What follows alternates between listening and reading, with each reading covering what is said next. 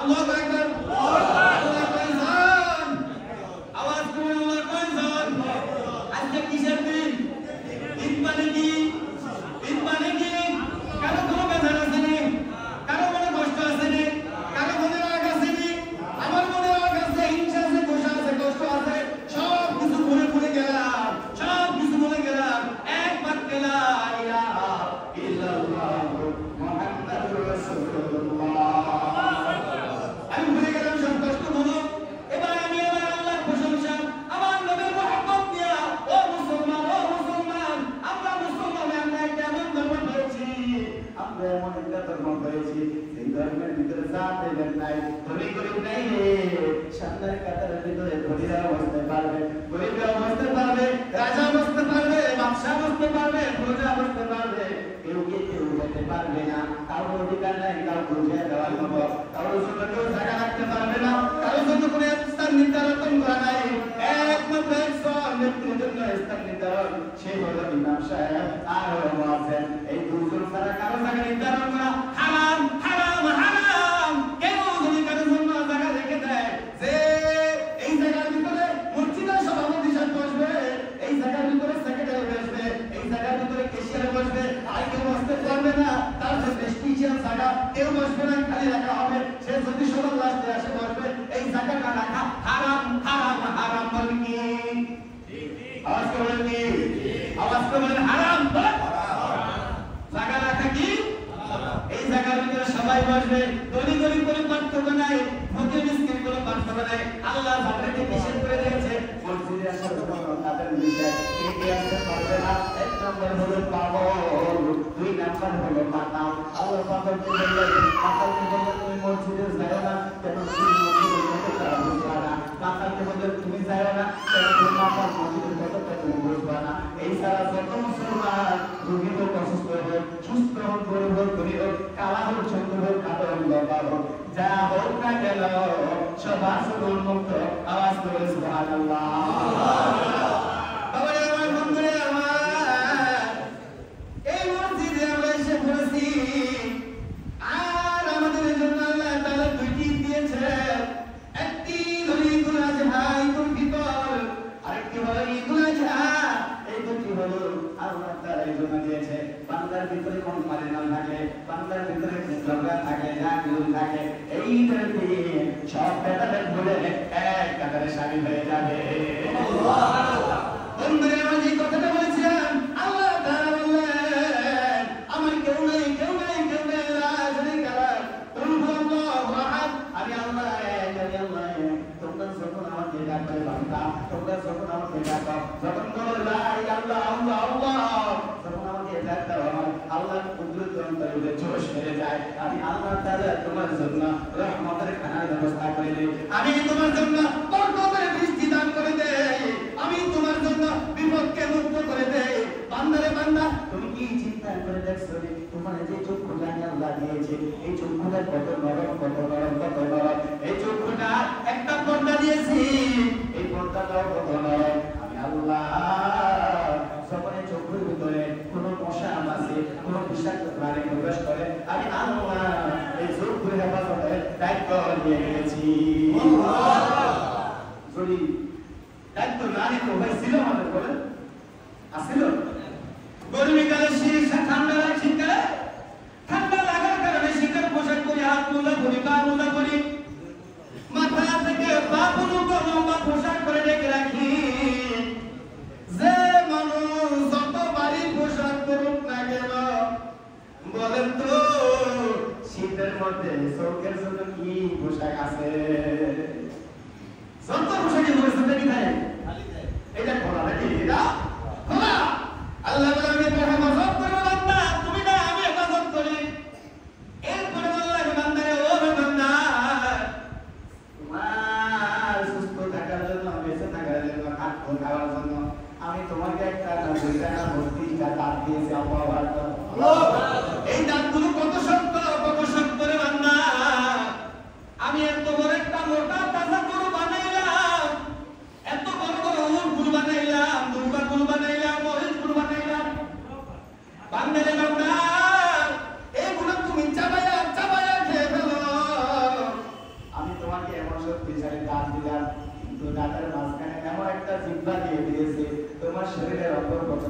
সবচেয়ে নরম জিনিসটা যেটা তাদের এটাই কিন্তু কুইলিং এদিকে মানে ঘোরাফেরা করে আর কেমন পাওয়ার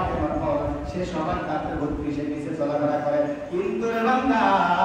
আমি তোমার জিহ্বার হেফাজত করি যদি হেফাজত না করতাম এই দাঁতে কামড় দিয়া জিহ্বার হেফাজত করি কিনা হেফাজত মালিককে আল্লাহ বান্দা আমি তোমার হেফাজত করি আমি তোমার হেফাজত করি মুসা আলাইহিস সালাম বলেন আল্লাহ আল্লাহ তুমি হেফাজত করো তুমি তো ঘুমাও তুমি কি করো আওয়াজ করে বলেন তুমি কি করো আল্লাহ মুসা আলাইহিস সালাম বলেন তুমি ঘুমাও আল্লাহ বলে মুসা রে আমি ঘুমাই না বলে আমি মানি না আমি মুসা নবীর একটা ইয়া ছিল যারা আমি গরম মুসা খুব গরম ছিল এবং গরম ছোটবেলায় যখন ফেরাউনের কোলে ছিল ফেরাউনের কোলে ইচ্ছা দুধ ওলা হিসাব বলতেছে ও ফেরাউন আমি তোমার থেকে দুধের টাকা পাই আমাকে টাকাটা দাও এরপরে ফেরাউন কি করলো ওই দুধ ওলাকে বকা দিল দুধ ওলাকে পানি দিল আমাদের দেশে কিছু মানুষ আছে পাওনা করে টাকা চাইতে গেলে মানি দেওয়া লাগে ঠিক কিনা যদি পাওনা দেয় টাকা না দিয়ে মানতে জমকটা একটা ফেরাউনের বংশ ধরে এলো ওই হাস্যমশা হবে ফেরাউনের সাথে কার সাথে এজন্য পাওনাদারকে দেখে তার পাওনা আপনার থেকে চাওয়ার আগে দৌড়ে গিয়ে পরিশোধ করে দিবেন কেননা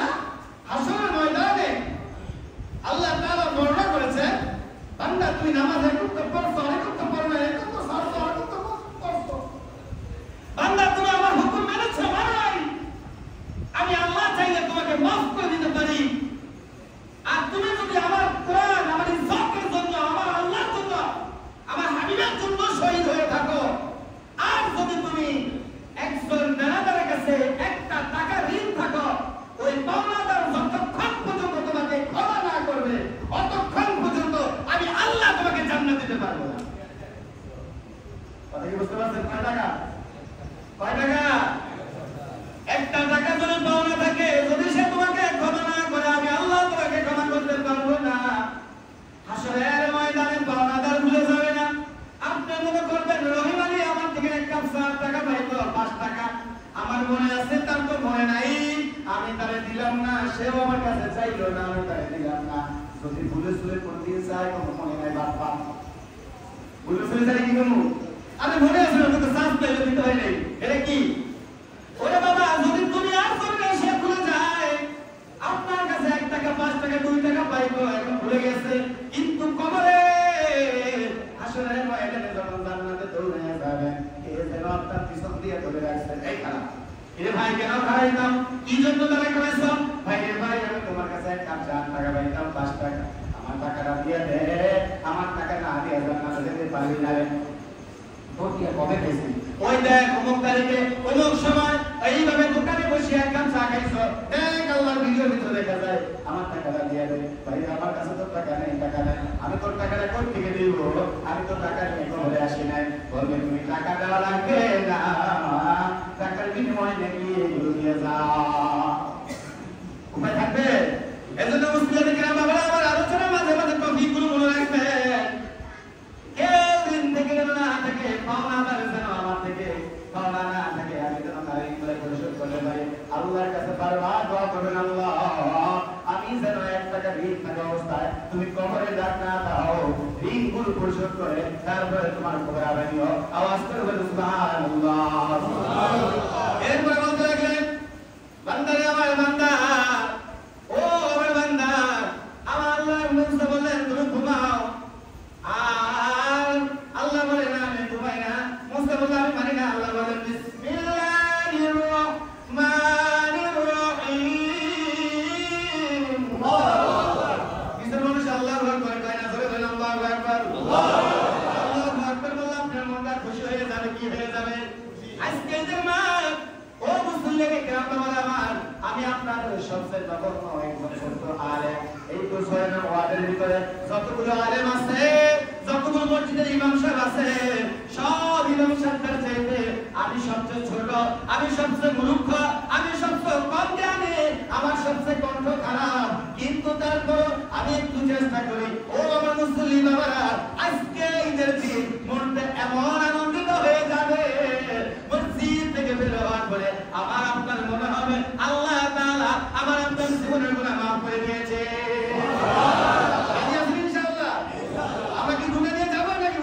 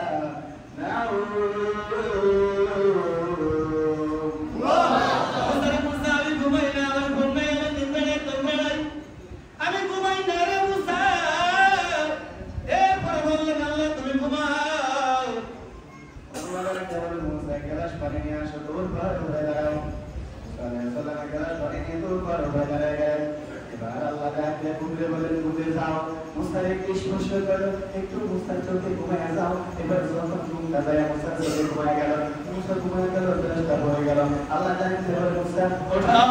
উঠে বলে তোমার গ্লাসটা কই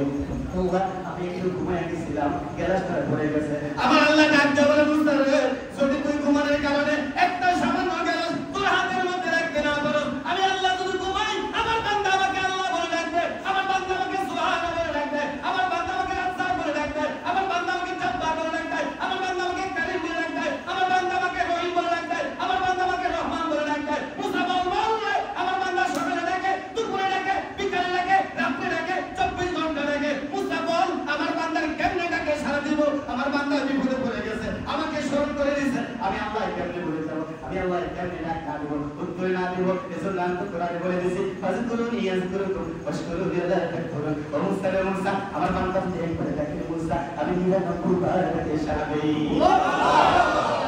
আল্লাহু আকবার এ আমার আল্লাহ বলে বান্দা না আমাকে ডাকো লা ইলাহা ইল্লাল্লাহ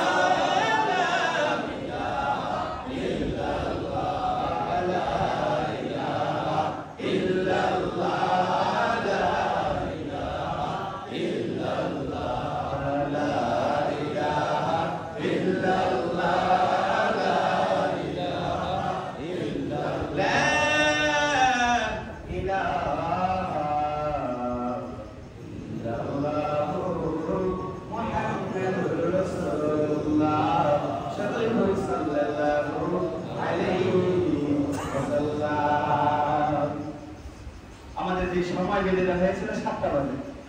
7টা বেজে গেছে আলহামদুলিল্লাহ বলেন আলহামদুলিল্লাহ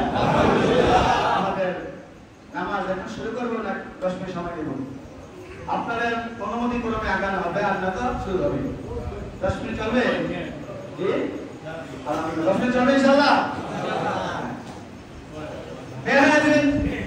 আসলে আমি কিন্তু এখন ওয়াজি বাবার ভূমিকা কিন্তু আপনি বাস্তব না কিন্তু মজা আপনাদের দেখে ভালো লাগে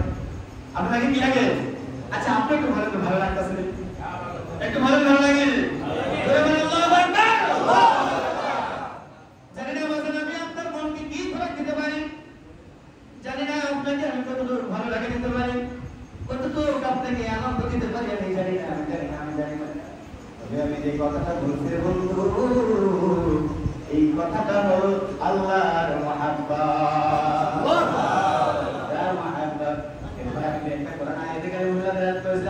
একটা হাদিস তেলাওয়াত করেছিলাম সংক্ষেপের ভিতরে ও বাবার আমার যারা এখনো নারী হয়ে আছো হুজুরে আধা ঘন্টা দেরি করবো না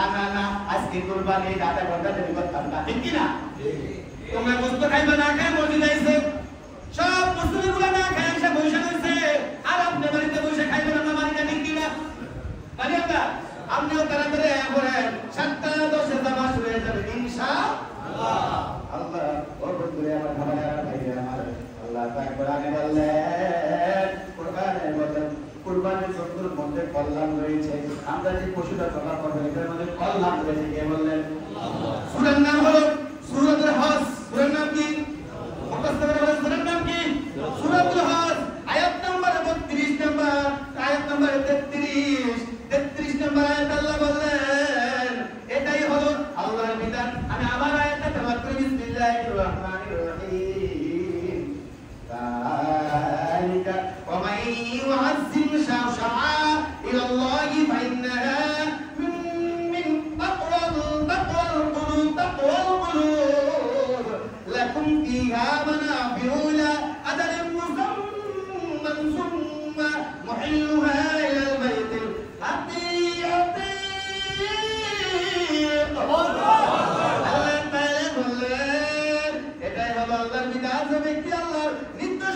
সম্মান করে আল্লাহর নির্দেশ কি আল্লাহর হুকুম করে আল্লাহর নির্দেশ কি আল্লাহর হুকুম আল্লাহ আমাদেরকে যা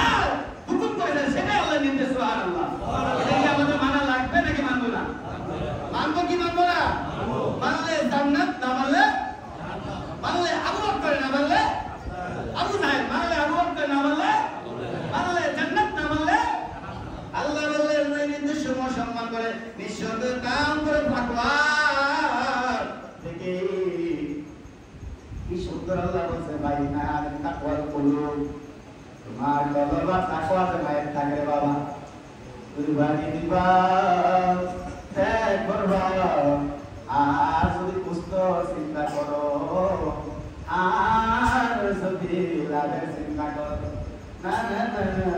তুমি যদি সবার দিয়ে বলো আমি কুরবানি দিছি মানুষের দেখানোর জন্য না আমি কুরবানি দিছি আল্লাহর তাকওয়ার জন্য কিন্তু অন্তরের ভিতরে বুঝতের বাদ দিয়ে মারামারি অন্তরের ভিতরে তোমার দুই টুকরার বস্তু বেশি হলে ভালো লাগতো সংসারে একটু বেশি যাইতো ফ্রিজের ভিতরে বেশি দিন থাকলে ভালো লাগতো এই ব্যাপারে আল্লাহর নবী হাদিস আমাদেরকে শোনায় গেছে শুনতে রাজি আছেন নি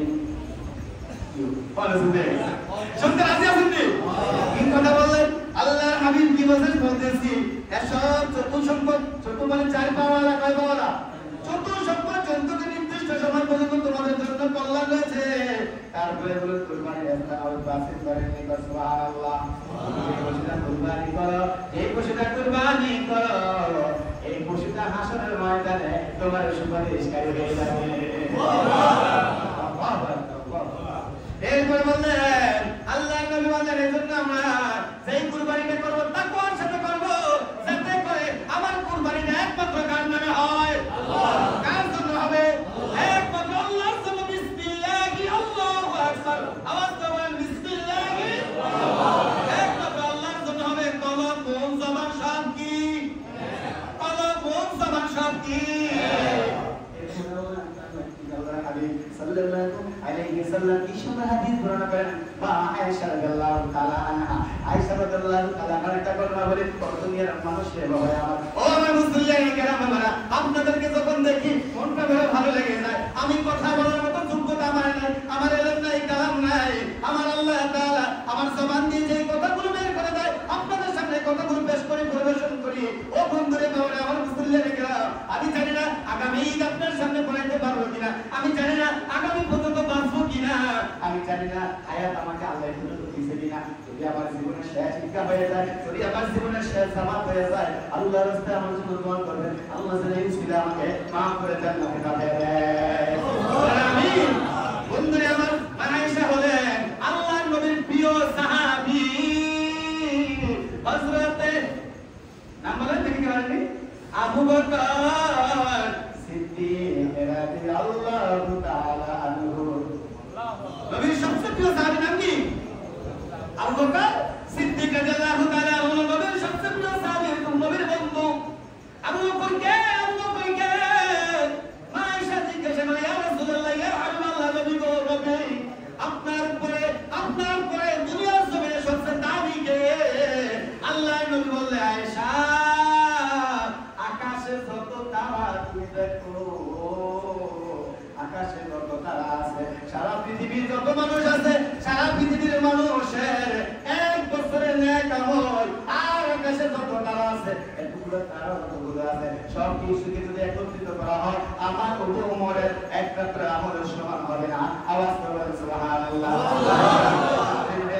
কেন বাবারে সবাই তো পছন্দ করে মেয়েরা বাবারে বেশি ভালোবাসে বাবার নামটা তো বলে নাই এজন্য একটু খারাপ হয়ে গেছে কিন্তু আল্লাহর নবী বললে আয়েশা আয়েশারে তোর মনটা একটু খারাপ হয়ে গেছে না মন খারাপ করবে না আয়েশা শোনো আয়েশা ওমর শাহ সারা পৃথিবীর মানুষের সারা জিন্দেগির আমল যদি এক পাল্লায় রাখা হয় আয়েশা রে আমার আবু বকরের এক রাতের আমল তার সমতুল্য হবে না